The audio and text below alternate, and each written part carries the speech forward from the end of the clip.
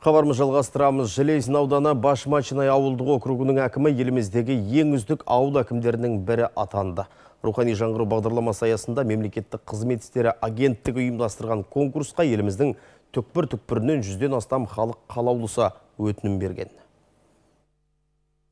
Меруерт Мадағұлова өзі әкім болып отырған ауылда дүниеге келген еңбек жолын қазақ тілі және әдебиеті пәні мұғалімінен бастады. Кейін сол білім ордасының мектеп директоры лауазымына дейін жетіпті. Ал әкім қызметіне осыдан 5 жыл бұрын келген. Мен үшін өзімнің ауылым, өзімнің туған жерім.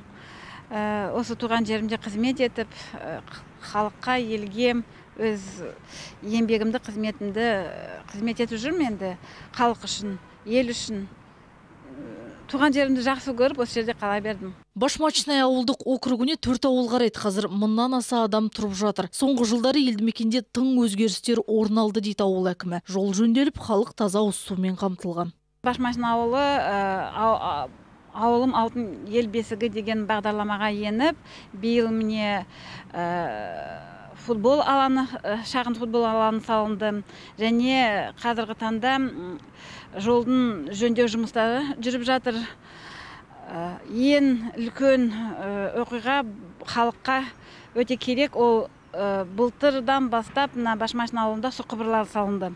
Округ басшысы келешегі кемел аймақта жанға жайлы өмір үшін барлық жағдай жасалынуы тиіс деген пікірде. Биыл ауыл әкімдері ішінен үздік деп танылған Меруерт Мадағұлова аталмыш марапат халық алдындағы міндет пен жауапкершілікті одан әрі айқындай түскенін айтады. Сондай-ақ халық қалаулысы мемлекеттік қызмет істері агенттігінің төрағасы облысы және Железин ауданы әкімдерінің алғыс хаттарымен де марапатталған. Мен үшін әкім болу ол қызмет емес, ол тек қана халыққа жақын болып, халықтың әлеуметтік жағдайын көтеру, халықпен бірге кейбір мәселелерді шешу, елді көркейту, елдің тазалығын сақтау, осы ең бірінші табиғатымызды қорғау, сол халықпен бірге жақын болып жұмыс істеу.